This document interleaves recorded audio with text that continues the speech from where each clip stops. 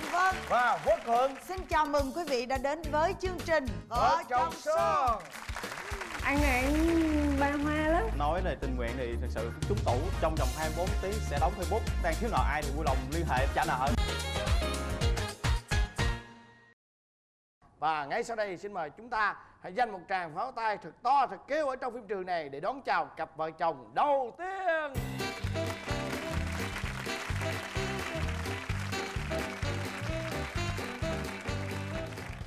Rồi, xin chào hai em.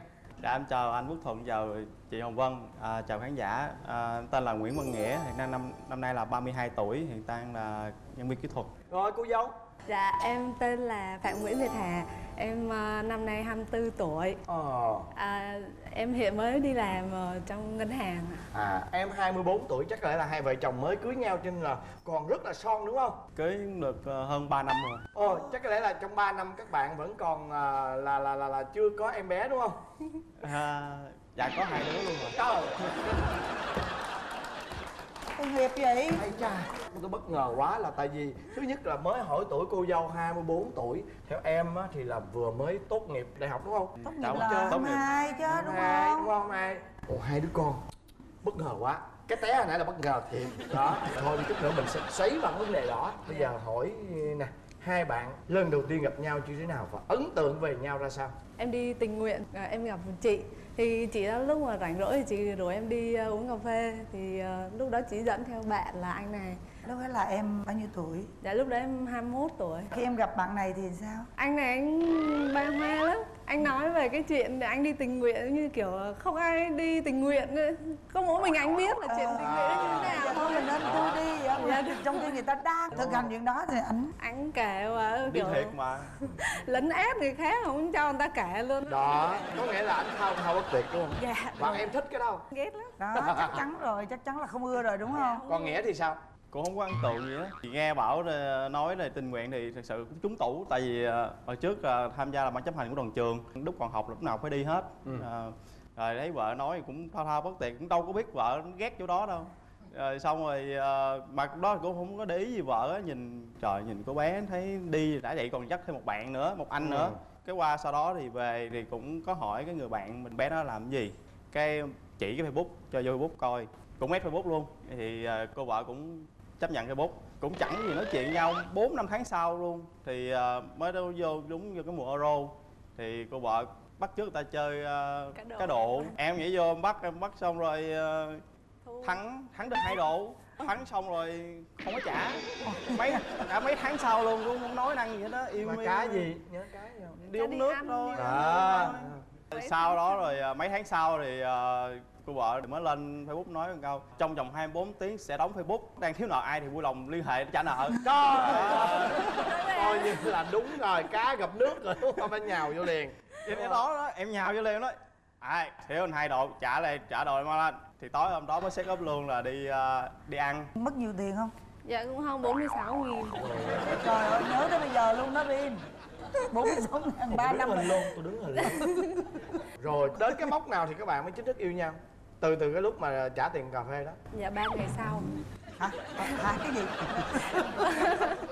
Dạ 3 ngày sau Là chính thức yêu nhau? Dạ. Chính thức yêu nhau. Rồi yêu trong bao lâu? Yêu bao lâu thì cưới? 4 tháng sau thì bác sĩ bảo cưới và em cưới.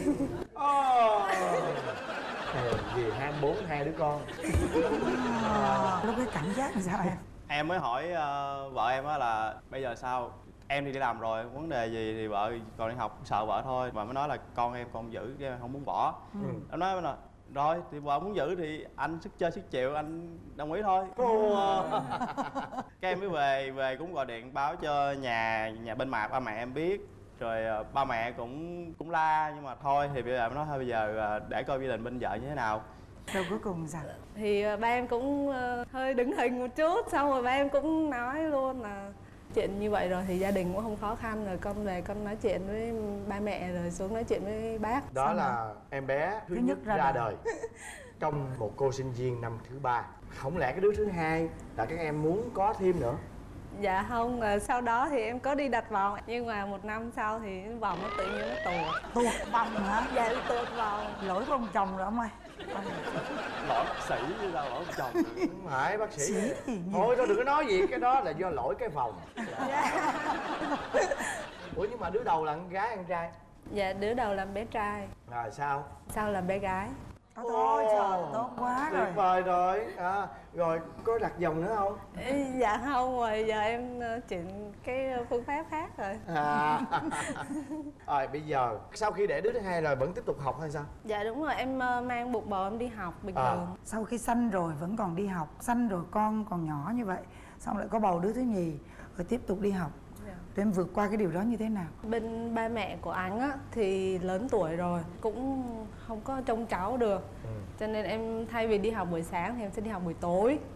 Anh canh giờ anh chạy về, anh trông con. Đến đứa thứ hai thì cũng vậy luôn, chỉ có hai vợ chồng chăm nhau thôi chứ không có. Tự lập Nghĩa vậy chắc mà là hay quá hả? Nghĩa chắc là làm được hết tất cả mọi thứ. Dạ. Công việc nhà đúng không?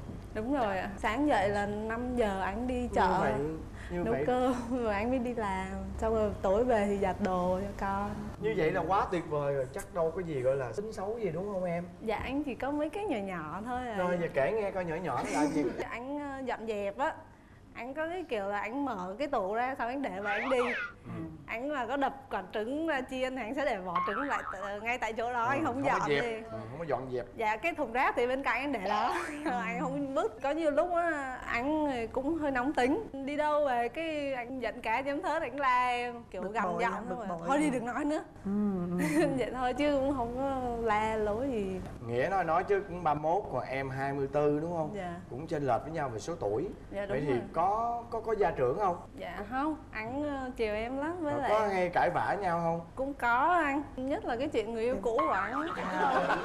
Như vậy là ghen Ghen tuông hả? đúng không kìa? Ghen không? lắm, ghen lắm. Tức là vợ ghen Nghĩa Dạ. chứ không phải là Nghĩa ghen vợ. Quen. Em với người yêu cũ á là yêu nhau cũng 5 năm, rồi chia tay cũng 2 năm. Nhưng mà sự chia tay 2 năm thì cũng có nói chuyện với nhau, cũng hay gọi điện xuống hỏi thăm. Thì vợ bảo không cho, thì cũng hứa với vợ là anh cũng không có nói chuyện nữa. Nhưng mà cũng lén vợ rồi gọi xuống cũng nói chuyện thì vô tình thì vợ cũng phát hiện.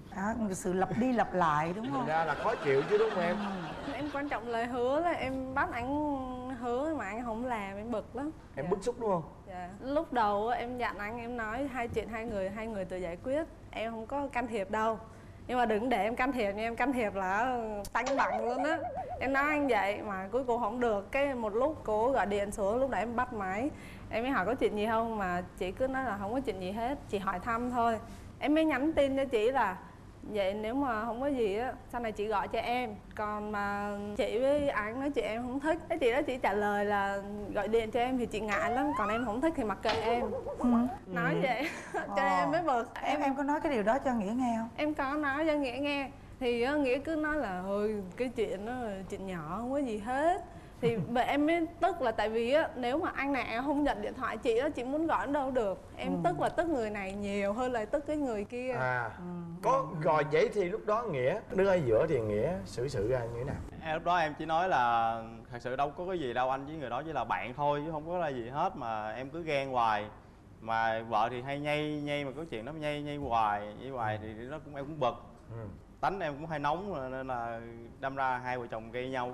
Đến mức độ mà em bực đến nỗi mà cái tủ kiến ở nhà mà em đập cũng rầm bể hết kiến, máu chảy tay, chảy máu em đi mai mấy mũi. Lúc đó vợ mới im thôi chứ chưa có nguôi cái lòng tức nữa. Ngay tới bây giờ lúc nào cũng buồn vui gì cũng nhắc tới hết đó, mà mức độ mà lúc nào đang vui cái cũng kiếm người nào đó trên Đà Lạt đấy làm gì. Trời ơi cái đó thật sự khó lắm, Là em khó chịu chọc lắm Nghĩa. anh thôi. Tôi Nhưng mà gì nè, chị hỏi em nè, khi em đã biết hết rồi nhưng mà lý do gì mà em cứ phải kéo cái việc đó trở lại? Em còn có cái gì ấm mà ức? Dạ ấm ức? không, thực ra là em chọc anh thôi. Chị nói nghe, trong chuyện này á, cả hai người đều có lỗi chứ không phải là một mình Nghĩa hoặc là một mình vợ Nghĩa đâu. Đáng lý ra á, ngay từ những cái ngày đầu á, khi mà cô bạn gái cũ của em á mà có cái thái độ như vậy đối với vợ em á, em phải ngưng ngay từ cái lúc đó, chứ đừng để đến cái lúc mà biểu đó anh nó không có gì nhưng mà rõ ràng cái người kia họ thách đố luôn với vợ em mà. Trước đó thì chưa, thách đố sau này là lúc đó là đã căng thẳng rồi là thì em đó thì chị mới nói là ngay lúc đó là em phải dẹp luôn, em đừng có nói cái chữ là không có gì. Đó là lỗi của Nghĩa là hơi bị chậm trễ, Còn về phía em, đáng lý xong rồi thì thôi đi, đừng có kéo lại nữa. Tại vì cái chuyện cũ á, 5 năm không phải là thời gian ngắn. Đó là một cái vết sẹo trong cái trái tim của người ta. Mình tôn trọng khi mà cái quá khứ đó đã thôi rồi, mình không móc lại nữa. Móc lại như vậy là mình bươi lại cái vết thương cũ. Thì cái vấn đề của em ở đây là em lại bị nhây quá trong cái vấn đề này, cho nên là trong chuyện này cả hai vợ chồng đều có lỗi.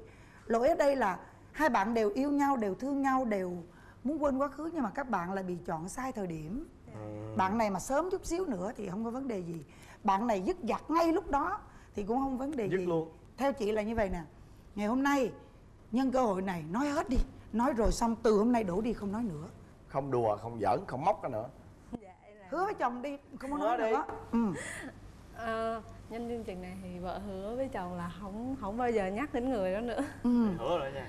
Có ghen kiểu khác đúng không? Đó. Kiểu dễ thương hơn nhiều. Đó.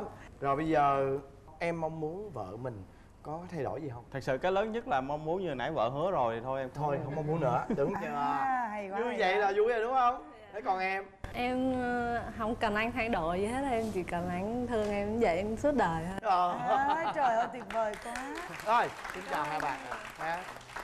Em nhìn anh này em thấy không thích tại vì ảnh rất là lúa. tại sao nhỏ kia xinh hơn không xinh lại xinh xuống cái này. Em muốn quay lại với ảnh để em là người chủ động chia tay với ảnh.